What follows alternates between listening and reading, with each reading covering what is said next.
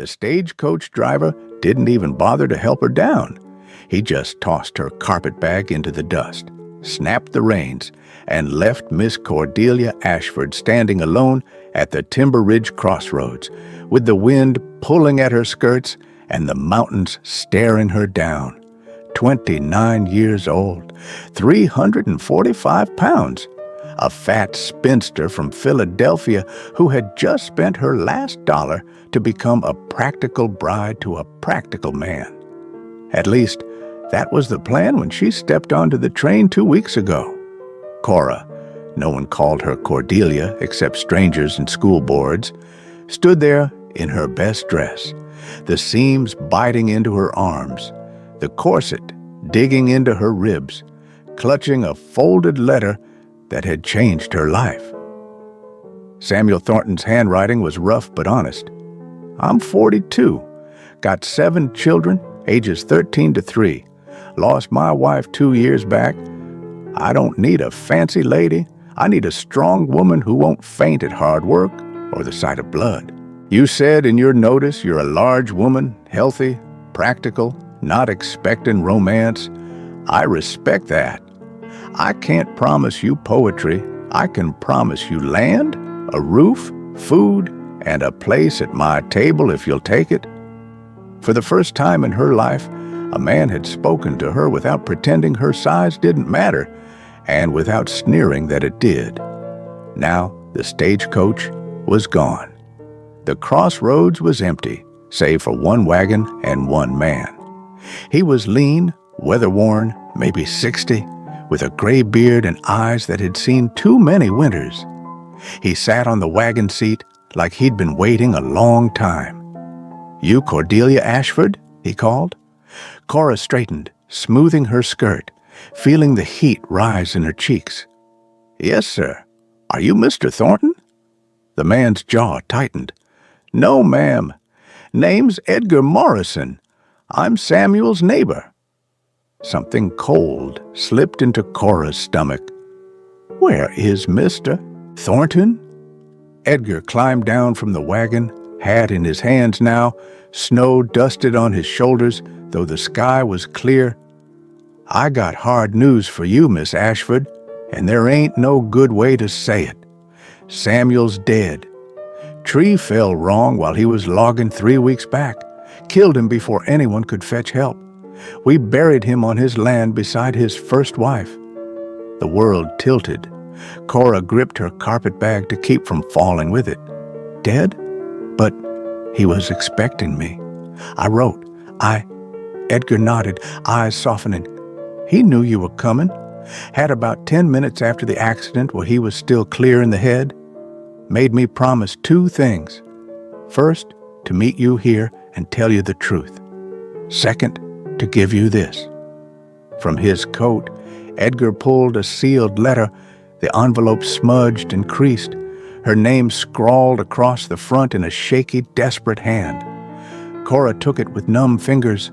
Her intended husband was in the ground. Her money was gone.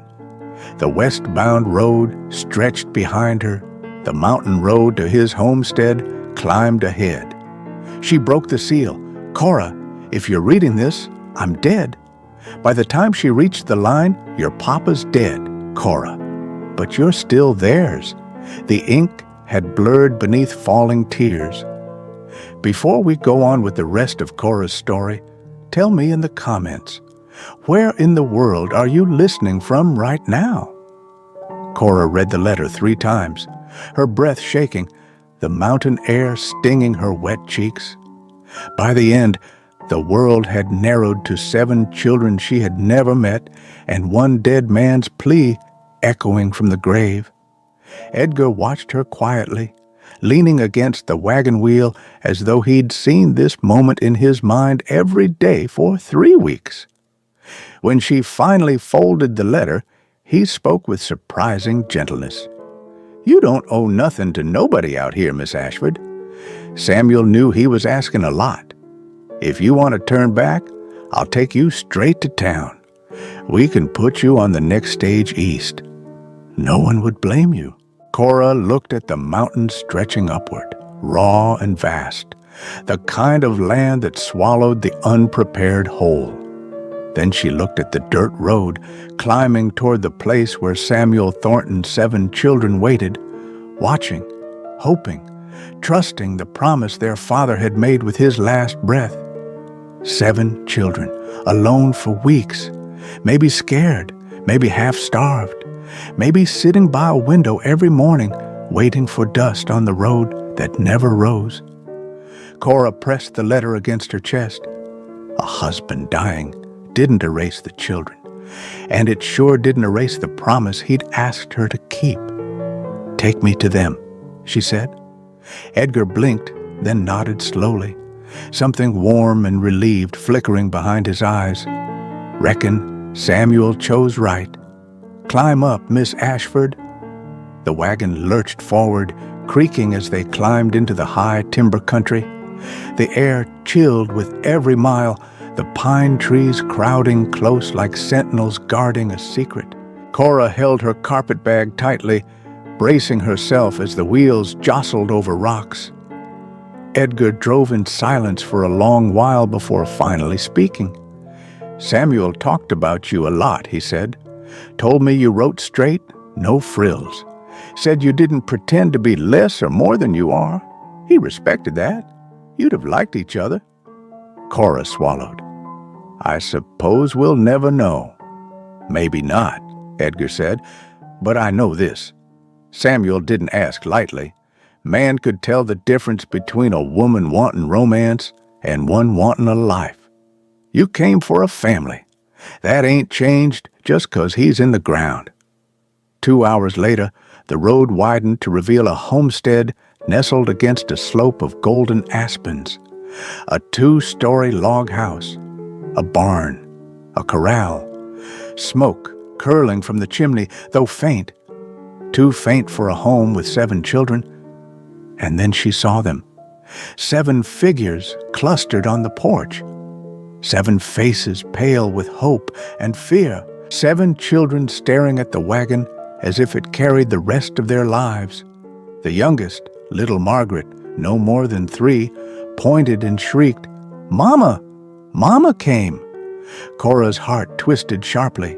The oldest girl, 13-year-old Martha, caught the toddler's arm, whispering something too soft to hear.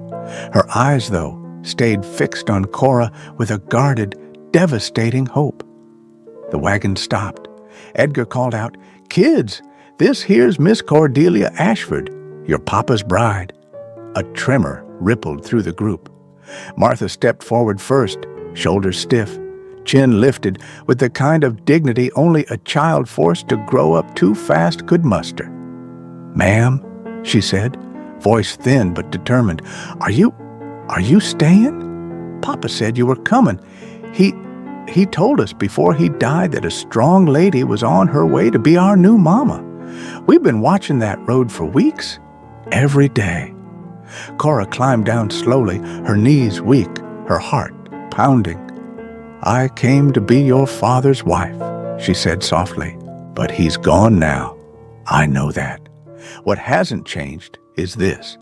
Your father asked me to take care of you, and I want to, if you'll have me." Martha's composure cracked. She surged forward, burying her face in Cora's chest, sobbing a sound that was half grief, half relief. The other children followed. Daniel, the twins, Samuel Jr. and Sarah, little Rebecca, Joshua with wide, frightened eyes, and tiny Margaret clinging to Cora's skirt like it was the edge of the world. "Please don't leave us," Martha whispered. "Everyone keeps leaving. First Mama, then Papa. Please don't go too." Cora wrapped her arms around all of them, feeling 7 hearts beating against her, 7 small bodies trembling with the fear of abandonment. "I won't leave," Cora said, voice breaking. "I came here to be a mother, and if you'll let me, that's exactly what I'll be." Behind her, Edgar wiped a sleeve across his eyes. "All right, kids," he said roughly. "Give the lady some air. She's had a long journey." But the children didn't let go. Not yet. And Cora didn't ask them to. She had traveled 1,000 miles to marry a man, Instead, she had arrived to find a family waiting for her. Cora had prepared herself for hardship when she boarded the train in Philadelphia. Life with a widowed mountain man and 7 children was never going to be gentle. But she had imagined partnership. She had imagined Samuel's steady presence beside her, imagined his voice sharing the burden, imagined his boots by the door at night. Instead, she walked into a house held together by grief and the fragile will of exhausted children. The first morning, she found 13-year-old Martha up at dawn, frying cornmeal mush while tying her youngest sister's shoes with her free hand. The girl nearly jumped when Cora touched her shoulder. "Martha, sweetheart, let me do breakfast." Martha's eyes flashed panic. No, ma'am. Papa always said I had to keep everything running. If I don't cook, the little ones don't eat. If I don't get water, no one has any. I'm supposed to be Mama now." "No," Cora said softly but firmly. "You're a child, and children deserve to breathe." Martha stared at her, distrust and longing tangled together. Then slowly, she stepped aside. Cora took over the stove. The room filled gradually with the smell of frying bacon and fresh bread. Real food, warm food, the kind Samuel's death had taken from them. The children drifted in one by one, drawn by scent and surprise. Daniel, the solemn 11-year-old, watched her like a hawk, arms crossed. The twins, 9 years old, bickered over who got the bigger spoonful. Joshua scowled at his plate like it had wronged him personally. Little Margaret climbed into Cora's lap and refused to move. That first breakfast was a battlefield of quiet tests. Could she cook like Mama? Could she manage chaos? Could she make them feel safe? By lunch, Cora realized, she could not win them over with words, only with consistency, only with patience, only with showing up every day until they believed she was not another adult who would disappear. The house itself was another challenge entirely. Laundry piled in corners, tools left where Samuel last set them down, a broken window patched with canvas. Cora rolled up her sleeves and began to clean, to mend, to make order out of grief's slow collapse. By the end of the second week, she discovered the truth. She was exhausted, aching, overwhelmed, and completely determined. The children, however, did not surrender easily. One night, 5-year-old Joshua refused to eat the stew she'd made. He crossed his arms and glared. "You ain't my mama," he said. "You can't make me." The words struck hard, but Cora had weathered far worse judgment in Philadelphia. She knelt beside him, keeping her voice calm. "You're right, Joshua. I'm not your mama. Your mama loved you with all her heart. I can't replace her. But I'm here to take care of you because she and your papa can't anymore. That's a hard truth for both of us. Now, either you eat your supper or you go to bed hungry. You choose." Joshua kicked the table leg. "Joshua Thornton," Cora said quietly, "your mama and papa raised a boy better than that." His face crumpled. He burst into tears so raw that even the twins went silent. In a moment, he was in Cora's arms, crying against her dress. "Don't leave us," he sobbed. "Please don't leave." Cora held him till the shaking stopped. Then she fed him the stew, one small spoonful at a time, just as she'd done with frightened children in her classroom back east. The breakthrough with Joshua was followed by a wall with Daniel. The boy was sharp, observant, and utterly unwilling to trust. "Samuel said you were practical," Daniel said one afternoon as he split kindling with the seriousness of a grown man. "But what if you leave in the spring? What if this is temporary?" Cora leaned on the porch rail beside him. "Temporary is what you make it, Daniel. Your papa asked me to stay. I'm honoring that.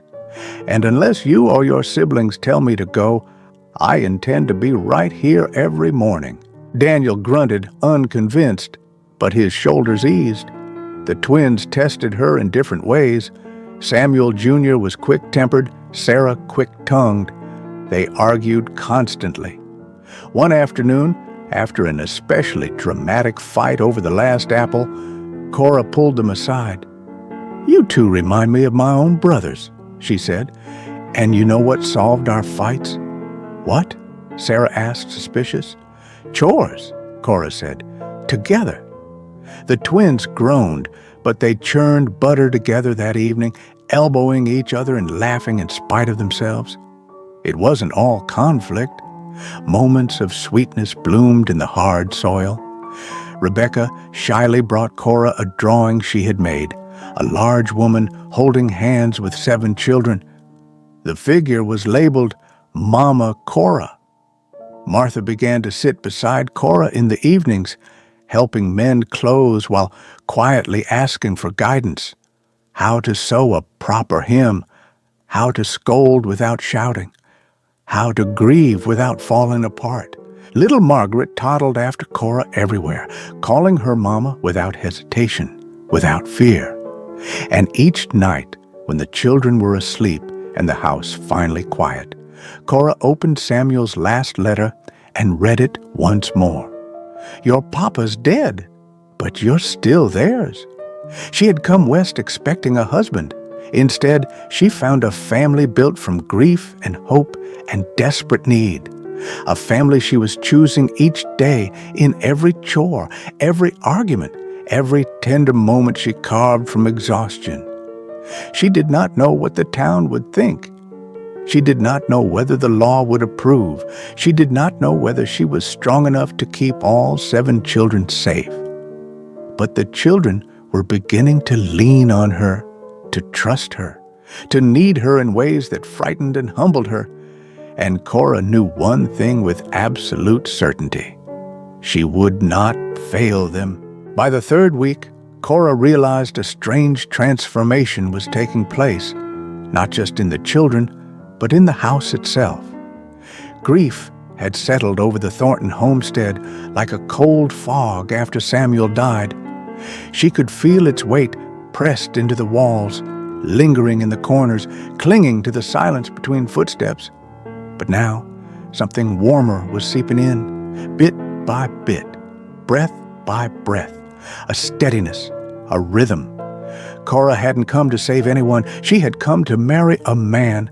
Yet here she was, stitching together a broken household with thread and patience and the quiet stubbornness that had carried her across a continent. The first place she tackled was the kitchen. The stove had been used so sparingly that soot coated the inside like a second skin. She scraped it clean, polished the iron, scrubbed the counters, washed every dish, and reorganized the shelves. She found herself humming as she worked, old tunes from Philadelphia, street songs she used to hear through open windows while she graded school lessons. By noon, the whole house was filled with the smell of rising bread. Martha came in first, stopping in the doorway like she'd run into a physical wall of warmth and memory. "Bread," she whispered. "Mama used to make bread before she passed." Cora wiped her hands on her apron. Couldn't have hungry children running around the mountains. Martha's eyes shimmered, but she blinked quickly and offered to set the table. A small gesture, but it cracked something open. An acknowledgement that this house could hold softness again. The next project was the hearth room, where the children slept and played. Toys were scattered everywhere, blankets in tangles, boots left wherever they'd fallen. Cora enlisted the twins. Samuel Jr. groaned. "Cleaning? Why us?" "Because," Cora said, pushing a broom into his hand, "you two have more energy than a pair of mountain goats. And goats are good at moving things where they belong." Sarah burst out laughing before her brother could protest. "Fine, Mama Cora, but we're negotiating payment." "Payment? Cookies," Sarah declared. The cinnamon ones. Cora pressed a hand dramatically to her chest. You drive a hard bargain, Miss Sarah. Very well. Cookies. They cleaned. They argued. They made a mess trying to fix the mess. And somehow, by the end, the hearth room looked like a place where childhood lived rather than where sorrow slept. It wasn't perfection, but it was life. Joshua needed something different. The boy was sharp enough to understand loss, but too young to know how to carry it. Grief sat on him like oversized boots, awkward, heavy, everywhere. One afternoon, she found him sitting alone behind the barn, throwing rocks at a fence post with furious little grunts. Hard day? Cora asked, folding down beside him. He shrugged without looking at her. I miss Papa, he whispered, and Mama, and I don't know where to put it. That was when Cora realized children hurt loudly, adults hurt quietly, and she had asked him to do both. Come with me, she said. She led him to the tiny hill where Samuel and Margaret Thornton were buried. The markers were simple, hand-carved, weathered by winter. Cora knelt in the grass and set a hand on the smaller grave. Joshua hovered, afraid to get closer. Talk to her, Cora said softly. Tell her what hurts. She'll listen. Joshua's chin trembled. I don't want her to know I'm mad. Being mad means you loved someone so much, the world feels wrong without them, she said. That's not shame. That's your heart talking. Joshua knelt and whispered, voice shaking, Mama, I'm trying. Please don't be disappointed. Cora let him cry until his small body went heavy with release. When they walked back to the house, the boy slipped his hand into hers, quietly, without asking, as though it had been waiting for the right moment. Rebecca, at 7, needed confidence. She was timid, afraid to ask for anything, afraid of being a burden. Cora saw herself in that child. Cora at 7, at 17, at 29, apologizing for taking up space in rooms not built for girls like her. One evening, while patching Rebecca's dress, Cora gently offered the needle to her. Want to learn? Rebecca flinched. I'll ruin it. Then we ruin it together, Cora said warmly. Rebecca learned, slowly, badly, determinedly. And when she mastered a hymn for the first time, the pride in her eyes shone like firelight. Little Margaret was the easiest. She climbed into Cora's lap every chance she got, chattered endlessly about everything from clouds to chickens, and fell asleep draped over Cora like a warm, trusting blanket. The child's simple, instinctive affection soothed places in Cora she hadn't realized were wounded. And then there was Daniel, the sharp-eyed boy who'd silently appointed himself the judge of her reliability. He trailed her whenever she went outside, watching how she fed the chickens, chopped vegetables, hauled water, testing her, measuring her. One day, he surprised her. You can stay, he said gruffly, kicking at the dirt. I decided. Cora raised an eyebrow. Oh? And when did the council convene about this decision? Daniel's ears turned red. I just mean, you're doing good. The little ones ain't crying as much. Martha's sleeping better. Food tastes better. You fixed the roof. You even made Sarah stop stealing my socks. So, yeah, you can stay. Cora smiled. Big, warm, the kind people always told her looked too wide for her face. Thank you, Daniel. That means more than you know. He shrugged, embarrassed. I didn't say we like you. Just that you can stay. I understand, she said.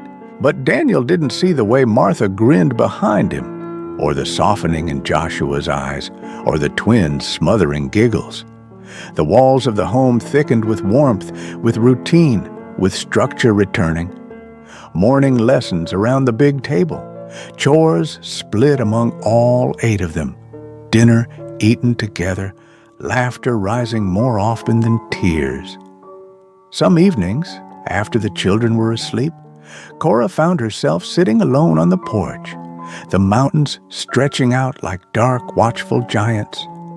She would think about Samuel, his last moments, the trembling scrawl of his handwriting, the enormous request he had placed in her hands. Cora didn't know if she was enough. She didn't know if any woman could be. But when she walked into the house each night and saw 7 children sleeping peacefully, knowing they were fed, washed, warm, and loved, she felt an unexpected truth settle deep in her chest like a steady flame. She was becoming their mother, not by blood, not by law, but by choice repeated every morning and every night. And the homestead, Samuel's home, was becoming hers. Winter crept down from the high peaks sooner than anyone expected. Frost clung to the windows each morning. The cattle's breath steamed like ghosts in the early light. The children's laughter carried thin on the cold air as they raced through chores before the snow set in deeply. Life inside the Thornton homestead was steadier than it had been in years. But stability draws attention, and Timber Ridge had begun to notice. It started with whispers. The new Thornton woman is too big for mountain work. She's unmarried, improper, a spinster raising 7 children that aren't hers. Must be after the land. Samuel's widow wasn't even cold before she arrived. Cora heard every word. Whispers turned loud enough to reach her ears when she brought the children into town for supplies. The married women clucked their tongues. The storekeeper's wife refused to look her directly in the eye. And Mrs. Henshaw, the town's self-appointed moral guardian, treated her as if she were tracking filth across polished church floors. But gossip wasn't the only thing stirring. One evening, after the children had settled into their studies by lamplight, Cora stepped onto the porch to fetch firewood and saw a shadowed figure disappearing into the tree line. A horse snorted softly. Hoofprints led away from the homestead, fresh in the frost. Someone had been watching. Cora's breath caught. She was not a woman prone to fear. Years of being mocked and underestimated had taught her endurance. But this was different. This wasn't ridicule whispered from behind lace fans. This was someone studying the house, studying her. She waited until the children were in bed before mentioning it to Martha. "Have you seen anyone near the property?" she asked, keeping her voice steady. Martha paused, worry flickering across her face. "I thought I saw a rider 2 days ago on the ridge. Didn't think nothing of it. They didn't come close. And you didn't tell me?" Martha's shoulders hunched. "I didn't want to scare the little ones." Cora softened, touching the girl's arm. "You're not alone anymore, Martha. You don't carry the fear alone either." The next morning, Edgar Morrison rode down with news. "Got something you ought to hear, Miss Ashford," he said grimly. "Town council met last night." Cora stiffened. "About the children?" "They're calling it a concern for propriety," Edgar said, spitting into the dirt, "claiming a single unmarried woman living with 7 young'uns ain't right. That maybe the homestead ought to be overseen by a man, someone appointed by the town." A cold, familiar shame coiled inside her belly, the same shame she'd carried in Philadelphia when the school board forced her to resign because parents didn't want a fat spinster teaching their children. "A man?" she repeated quietly. "To oversee me?" Edgar nodded. "And that ain't all. Word spread that Samuel left the land to you. Men don't like a woman holding 300 acres on her own, especially not one from the east who don't know her place." Cora felt the anger rise like heat beneath ice. "I know my place. It is here, in this home, with these children." Edgar sighed. "I know, but some folks in Timber Ridge don't agree. They think a woman without a husband ain't fit to run land, money, or children." Cora steadied herself against the porch post. "My weight," she said softly. The words pulled from deep inside has always given people an excuse to call me incapable. They look at me and see what they want to see, not who I am. Edgar's voice was rough. The children see who you are. That's what matters. But the town didn't matter today. What mattered was the rider and the whispers and the growing sense that someone wanted this homestead, a widow's land, a dead man's children, and the large, inconvenient woman who stood in the way. Cora began noticing small things. A latch she was certain she had closed now open. Tracks outside the barn where none should be. A window cracked that no child admitted to breaking.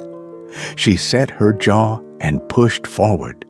Winter demanded labor that didn't pause for fear.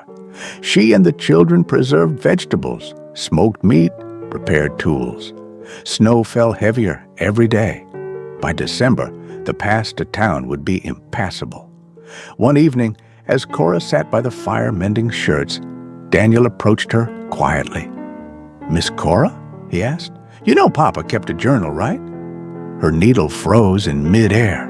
"No, I didn't." Daniel glanced around, making sure the younger children were occupied.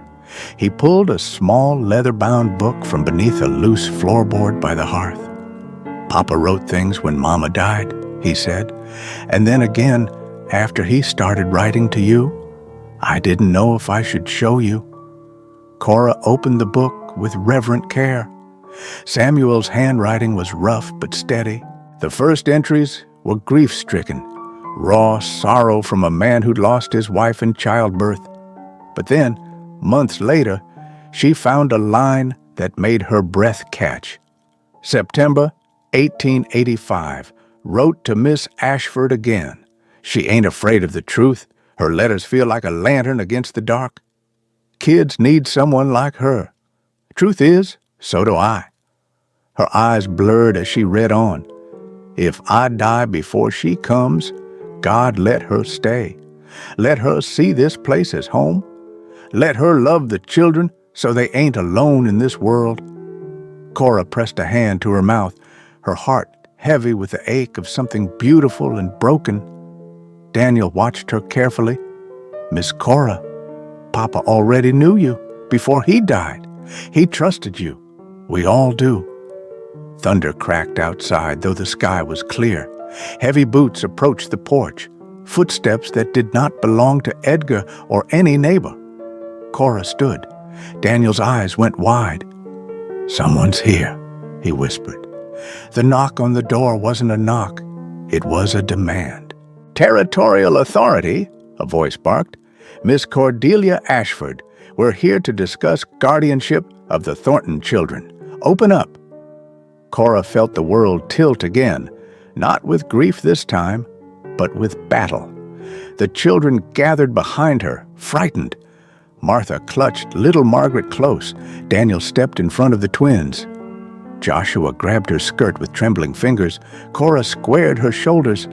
"I'm here," she said quietly, "and I'm not giving you my children." This time, she wasn't afraid of her voice shaking. She was afraid of losing the family she had crossed a continent to find. Snow drifted in lazy spirals outside the windows, but the air inside the Thornton homestead had gone sharp and tight as a drawn bowstring. The knock came again, harder this time, rattling the hinges, vibrating through the floorboards. "Territorial Authority," the voice shouted. "Miss Ashford, open this door or we'll open it ourselves." The children huddled behind Cora, 7 anxious breaths sinking into one trembling rhythm. Cora's heart hammered so violently she felt it in her fingertips, but fear was not new to her. Fear had been a shadow following her since Philadelphia. But this was different.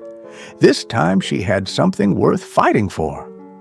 Daniel moved to stand at her side, jaw set. Martha clutched Margaret tighter. Even the twins had fallen silent, wide-eyed. Cora placed herself fully in front of them all, positioning her body like a wall between danger and the children Samuel had begged her to protect. She opened the door just enough to face the men outside. 3 of them. One wore a stiff bowler hat and carried a leather binder. Mr. Blackwell, the territorial officer who'd first questioned her right to the children. The other 2 were deputies, thick-coated, armed, eyes hard. "Miss Ashford," Blackwell said, removing his hat with a semblance of politeness. "The council has expressed grave concern for the welfare and propriety of these children.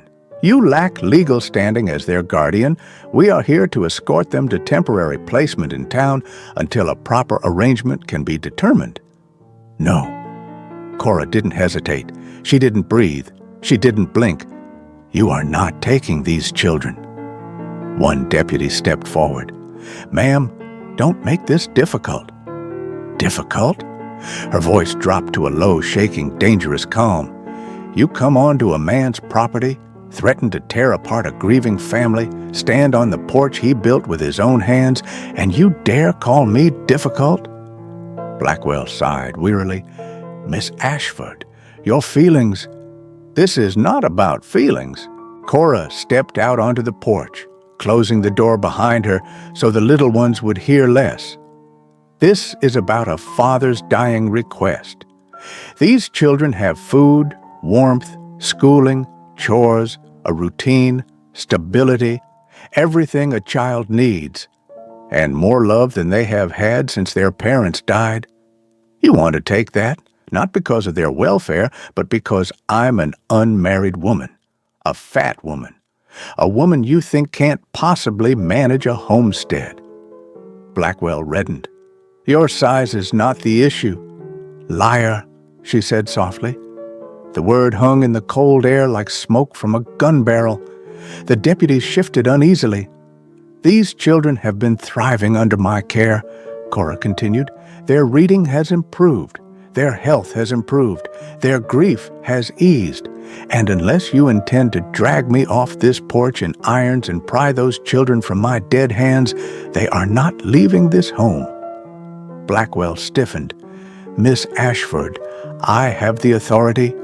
"Not here, you don't." All 3 men whirled as Edgar Morrison rode up on horseback, his old rifle slung across his saddle, frost in his beard.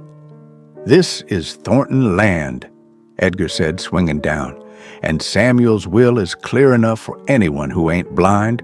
This homestead and these children were entrusted to Cora Ashford. You try to take 'em, you'll answer to me, and to every neighbor within 20 miles who knew Samuel and loved those young'uns." Blackwell's jaw dropped. "Mr. Morrison, this is official business." "Then officially turn yourself around," Edgar growled, "unless you want to start a territorial war with half the mountain folk." The deputies exchanged a look. They might have taken a frightened school teacher, but Edgar Morrison was another matter entirely. He had 50 winters on these mountains and a reputation for ending fights before they started. Blackwell straightened his binder as though dust had suddenly gathered on it. "Very well, Miss Ashford. We will reconvene after reviewing the documents. For now. Even he heard the threat buried inside her calm. The men mounted their horses. Snow kicked up beneath hooves. In moments, they were gone, retreating down the road toward Timber Ridge. Cora released a long breath. Her hands shook. Her knees weakened. She pressed a palm against the doorframe to steady herself. Edgar looked at her, something close to admiration softening his weathered face. "You stood firm, Miss Ashford. Samuel would be proud." "Would he?" Her voice cracked. Edgar nodded. "You didn't bend. You didn't break. That's the only way these mountains respect a soul." Cora opened the door. 7 children waited inside, silent, terrified, hopeful. Martha was the first to speak. "Mama, are they gone?" Cora gathered all of them into her arms. "Yes, sweetheart. They're gone, and you're safe, all of you, for now." But as she held them, feeling their trembling bodies against hers, she knew this fight wasn't finished. It was only beginning. The mountains went unnervingly still after the confrontation. Snow softened the world into silence, but beneath that silence, Cora felt something coiled and waiting. The territorial authorities hadn't retreated. They had regrouped. Inside the Thornton cabin, however, life forced itself onward. Rebecca practiced her stitching. Joshua chopped kindling with fierce determination. Martha helped Cora prepare supper, her hand steady now. The twins chased each other through the yard, laughter returning in small bursts. Little Margaret clung to Cora's apron, humming as she shadowed her every step. But even with the fire burning warm and the stew simmering on the stove, fear crept into their eyes whenever horse hooves sounded in the distance or the wind hit the door just wrong. That night, once the children were asleep in their shared loft, Cora sat alone at the table, the fire casting gold onto her worn hands. She was so tired, bone tired, yet her heart was louder than her exhaustion. Footsteps approached behind her. Daniel stood there, awkward and lanky, his shoulders broader now after months of winter chores. "Can't sleep?" Cora asked softly. He shook his head. "You're not safe," Daniel said, voice low. "They'll come back. Men like Blackwell don't like being told no, especially not by a woman." Cora folded her hands. "I know." Daniel hesitated, then sat across from her, elbows on the table like an adult preparing for a serious talk. "Papa used to say the mountains test people. Some fail, some survive, some belong." He glanced at her, eyes intense. "You belong, but they're still going to test you." Cora swallowed. "And what do you think I should do?" Daniel looked toward the children's sleeping loft. "They need you. Martha needs you. I need you. So you can't leave, even if it gets bad, even if it gets dangerous." The words hit harder than any accusation Timber Ridge had thrown at her. This wasn't duty or expectation. This was a child choosing her. Daniel wasn't finished. "Papa wrote in his journal that you'd be strong enough to stay, even if he wasn't here. I didn't understand what he meant until now. He wasn't just picking a wife, he was picking a mother for us." Cora covered her mouth, emotion rising like a tide.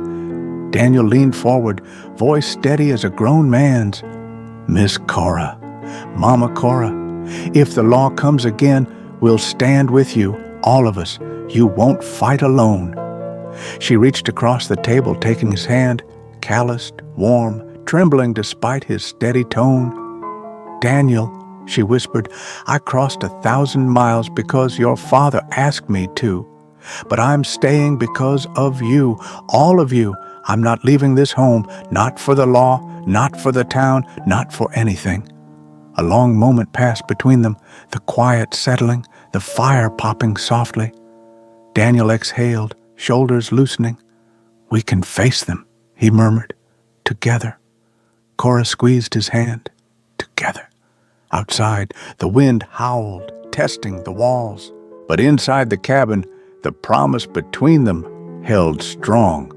7 children, 1 woman who refused to break, and a mountain homestead that had become a family by firelight in the quiet after the storm.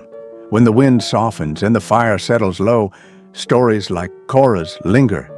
They remind us that family is sometimes chosen, that love can grow from duty, and that the strongest bonds are forged in the moments we don't think we can survive, yet do. Thank you for walking with her into the mountains, for standing beside her at that door, for listening as she became a mother by choice, not birth. Before you go, tell me, where in the world are you listening from tonight? If you still believe in unexpected love, stay close. The next story is already on its way.